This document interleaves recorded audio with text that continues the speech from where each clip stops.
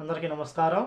కువైట్లోని Jahra ప్రాంతంలో తన ఇంట్లో పనిచేస్తూ ఉన్న ఎవరైతే ప్రవాస మహిళ ఉన్నారో ఆ యొక్క ప్రవాస మహిళను కువైట్ యజమాని హత్య చేసిన విషయం అందరికీ తెలిసిందే. అలాగే ఈ యొక్క కేసుకు సంబంధించి పోలీసులు సంచలన విషయాలు బయటపెట్టడం జరిగింది. అలాగే ఆ యొక్క ఇంట్లో పనిచేస్తూ ఉన్న ప్రవాస మహిళ ఎవరైతే ఉన్నారో ఆమె ఫిలిప్పీన్ దేశానికి సంబంధించిన మహిళ అని చెప్పేసి, అలాగే ఆమెను చంపేసి 2 నెలలు అవుతుందని చెప్పేసి అధికారులు పేర్కొనడం జరిగింది. వివరాల్లోకి వెళితే కొద్ది నెలల క్రితం మనం చూసుకుంటే కువైట్ యజమాని మరియు ఫిలిప్పీన్ మహిళ మధ్య చిన్న గొడవ జరిగిందని చెప్పేసి, ఆ యొక్క చిన్న గొడవ వ్యక్తిగత విభేదాల సమయంలో ప్రమాదవశాత్తు ఫిలిప్పీన్ మహిళను కువైటీ కొట్టినట్లు నేరాన్ని అంగీకరించాడు. అలాగే ఆమెను కొట్టిన తర్వాత ఆమె స్పృహ తప్పి పడిపోయిందని చెప్పేసి, అలాగే నేను ఆమెను పట్టించుకోకుండా వెళ్ళిపోయాను, అలాగే నేను తిరిగి వచ్చినప్పుడు కూడా ఆమె అలాగే పడిపోవడం చూసేసి ఆమెనైతే నేను పరిశీలించడం జరిగింది.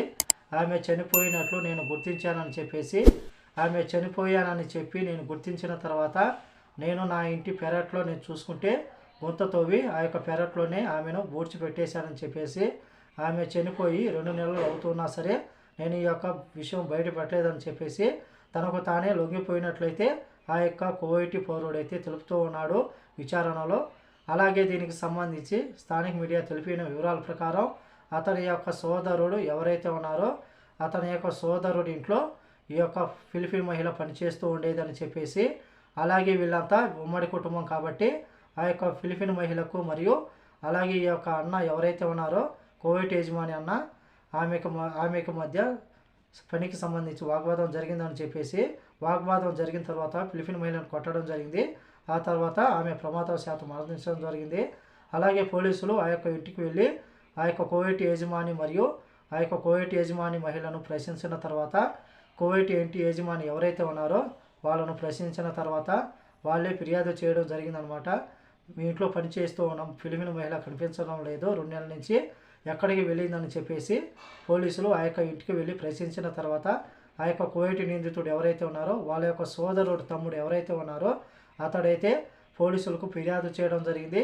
నా ఇంట్లో పనిచేస్తూ ఉన్న ఫిలిప్పీన్ మహిళను నా యొక్క అన్న కొట్టి చంపేశాడని చెప్పేసి, అందులో మాకు ఆయనకు ఎటువంటి సంబంధం లేదు, ఆయన చేతులారా ఆ యొక్క మహిళను చంపివేశాడని చెప్పేసి పోలీస్ స్టేషన్లో ఫిర్యాదు చేయడంతో పోలీసులు వాళ్ళకు సంబంధించిన కువైటీ నిందితుడు ఎవరైతే ఉన్నారో అతన్ని అరెస్ట్ చేయడం జరిగింది. అతనేమో తనకు తానే నేను స్వేచ్ఛగా లొంగిపోయానని చెప్పేసి ఆమెను చంపివేసిన తర్వాత నాలో నేను లేనని చెప్పేసి తప్పు చేశానని భావన నాలో ఉందని చెప్పేసి చెబుతున్నాడు. కానీ అలాగే ఆ యొక్క నిందితుడు సోదరుడు మరియు ఆ యొక్క భార్య తెలిపిన వివరాల ప్రకారం మేమే ఫిర్యాదు చేశాము. ఆ తర్వాత పోలీసులు వచ్చి ఆయన్ను పట్టుకుని వెళ్ళాడని చెప్పేసి స్థానిక మీడియాకు తెలిపారు.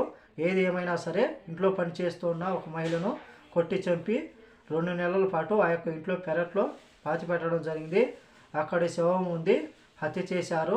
ఆ యొక్క భయం కూడా లేకుండా ఆ ఇంట్లో వాళ్ళు 2 నెలల నుంచి ఎటువంటి భయం లేకుండా వెలుగు లేకుండా సంసారం చేస్తూ ఉన్నారు. కువైట్ సమాజం ఎటు వెళ్ళిపోతుందని చెప్పేసి కువైట్ ప్రజలే ఆగ్రహం వ్యక్తం చేస్తూ ఉన్నారు. కువైట్లో ఉన్న ప్రవాసులు ఎవరైతే ఉన్నారో ఇటువంటి సంఘటనలు చూసినప్పుడు భయపడుతూ ఉన్నారు. అలాగే ఎవరైనా కువైట్లోని కువైటీలు వాళ్ళను ఒక మాటనా సరే ఒక దెబ్బ కొట్టినా సరే వెంటనే వాళ్ళు మళ్ళీ కువైటీలను కొట్టి చంపేంత వరకు వెళుతూ ఉన్నారని చెప్పేసి ప్రస్తుతం ఈ యొక్క సిచ్యువేషన్ పరిస్థితులు మారాలని చెప్పేసి కోరుకుంటూ ఉన్నారు. కాబట్టి కువైట్లో ఉన్న మన భారతీయులు ఇళ్లలో పనిచేస్తూ ఉన్నారు. మీ ఇళ్లలో పరిస్థితి ఎలా ఉందో అని చెప్పేసి కామెంట్ రూపంలో తెలియజేయాలని కోరుకుంటూ ఈ వీడియో వస్తే లైక్ చేయండి, షేర్ చేయండి, సబ్స్క్రైబ్ చేసుకోండి. నెక్స్ట్ వీడియోలో మళ్ళీ కలుద్దాం. జై హింద్.